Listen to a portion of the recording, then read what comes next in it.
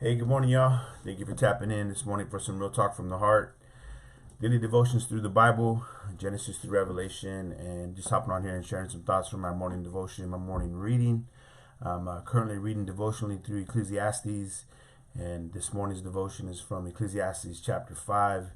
I'm going to mainly focus on verse 3, but I want to read verses 1 through 3. And so it says, "Walk prudently when you go to the house of God, and draw near to hear rather than to give the sacrifice of fools, for they do not know that they do evil. Do not be rash with your mouth, and let not your heart utter anything hastily before God, for God is in heaven and you on earth. Therefore let your words be few. For a dream comes through much activity, and a fool's voice is known by as many words." Sitting here thinking about, communication, right? Communicating with God, and then of course communicating with others. And when it comes to communicating with God, the thing that comes to my mind this morning is who needs to hear from who. I need to hear more from God than He needs to hear from me. And so there comes the reality and the need that when I come before God, to keep my words few. I mean, He knows my heart, and He knows my heart without words. And so the most important part of prayer is when I come before Him to not just blah blah blah blah blah, right? Just jump right into saying everything I want to say, but obtaining a quiet heart so that I can hear from Him.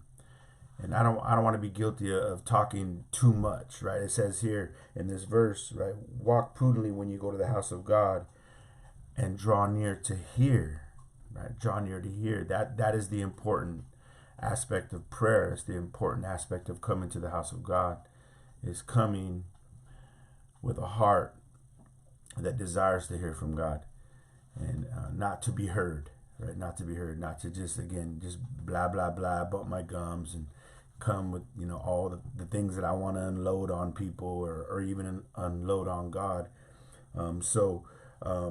It's been said, I don't remember who said it, it's better to be thought a fool than to open your mouth and remove all doubt. When you look at communication, and this is the thing that's been really just resonating in my heart this morning, communicating with God and communicating with others, it's bad manners. It's bad manners to dominate conversation. It's bad manners to try to talk over people, or those kinds of things. And I mean, that applies to our relationship with the Lord, but it applies to our relationship with other believers. When we're dominating conversation and when we're trying to talk over people, that's just bad manners. That's bad social skills as well. Being a good listener is better than being a good talker. Why? Because a good listener learns more than a good talker. We can be opinionated, and we all have our opinions. We can be strongly opinionated, and we want just to get right all of our words off of our chest, and we want to express ourselves, and there's a time definitely for that. But beloved, again, we do not want to be guilty of talking too much, man. It's awkward. It makes a relationship awkward when someone just wants to do all the talking.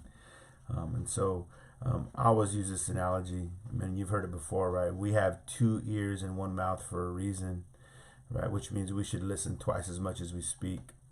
I remember hearing a long time ago, someone said, only one who has learned to be silent is prepared to speak.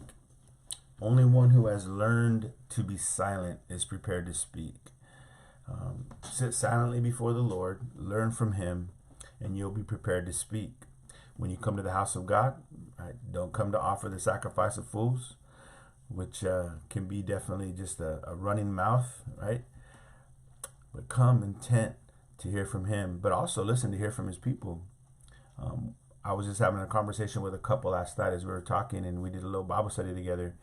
And at the end of the Bible study, I was just kind of asking what they thought about the passage we read.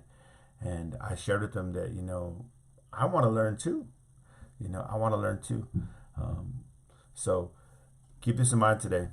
right? That as you sit silently before God, right, you will learn from him. Don't just come and dump on the Lord all that you got to say, right? Listen.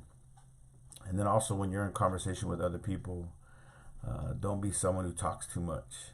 Right? Don't be someone who dominates conversation. Man, learn to dialogue, right? Learn mannerisms that, when you see the other person beginning to speak, you can kind of, you can yield and let them express themselves, and then you can express yourself. One sign of a person who talks too much is that they're thinking of response rather than thinking about what's being said to them. Right, that's another mark of someone who talks too much, right? And so don't be that person, man. Don't be that person. Hey, listen, I don't know if this blessed you or not, but I know it spoke to my heart personally in my devotion. God was telling me, Dallas, learn to listen more. I mean, I'm a pastor, man. I basically do a lot of talking, but in my heart this morning in the devotion, God was impressing upon my heart to listen more to him, and to listen more to his sheep. And man, I'm challenged by that this morning. The Lord loves you. I love you too. Praying for you. Please be praying for me as well, man. I hope you have a great Tuesday. And again, thank you for tapping in. God bless y'all. Talk to you tomorrow.